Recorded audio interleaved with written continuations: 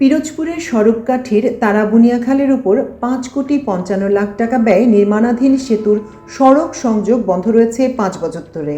এতে ২০২০ সাল থেকে ভোগান্তিতে পড়েছেন ১১টি গ্রামের ৩০,০০০ মানুষ। এটা দীর্ঘদিন ধরে ব্রিজটা পড়ে রয়েছে, কোনো কাজ কাম চলে না, কোনো মানুষরা ওই সিঁড়ি দিয়ে উঠতে পারে না, কেউ পড়ে যায়। ছোট ছোট ছেলেমেয়েরা স্কুলে আসে, তারা দুর্ভোগ পাড়া ছিল, তাও নাই। উদয়ন স্কুল, আইডিয়াল স্কুল, চানমিয়ার মাধ্যমিক বিদ্যালয়, এইখানে প্রাইমারি অনেকগুলো ছোট ছোট কচি পড়া এইসব বাচ্চা কাছেরা এই এত দুর্ভোগ বালি পাড়াই এইসব পাড়াই যাইতে হয়। আর এই ৫ বছর পর্যন্ত এটা অফ রাখছে। এই তারাবুনিয়া ব্রিজটির কাজ সম্পূর্ণ না হয় এখানে কাঠের ব্রিজটি পার হয়ে যেতে আসতে আমাদের খুব কষ্ট হয়, বিশেষ করে পড়াশোনার ক্ষেত্রে। এলজিইডির দাবি, ব্রিজটির বরাদ্দের সময় জমি অধিগ্রহণের প্রক্রিয়া সমাপ্ত করা হয়নি। সেতুর উপরের স্তরের নির্মাণ কাজ শেষ হলেও দুই পাশের সংযোগ সড়কের অভাবে ব্যবহার করা যাচ্ছে না সেতুটি। ঠিকাদার প্রতিষ্ঠানের গাফিলতি, ভূমি অধিগ্রহণের জটিলতা ও রাজনৈতিক প্রভাবকে দুষছেন এলাকাবাসী।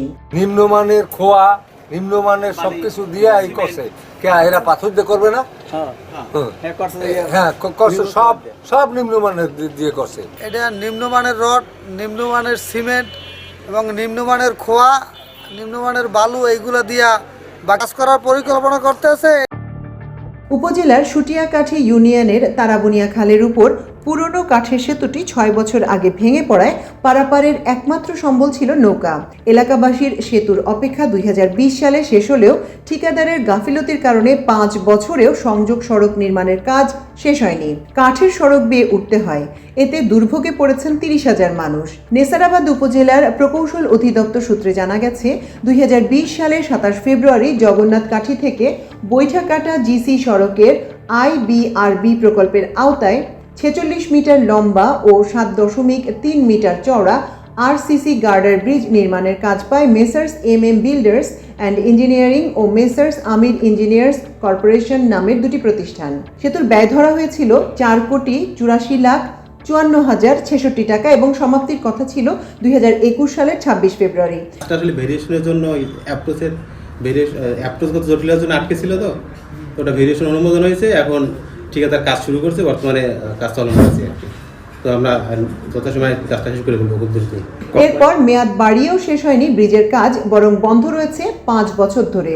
২০২৪ সালের ৭ জুলাই ভেরিফিকেশন রিভাইজের মাধ্যমে ৭০,০৪,৫৩৪ টাকা বাড়িয়ে সেতু নির্মাণ ব্যয় ধরা হয় ৫,৫৫,০০,০০০ টাকা।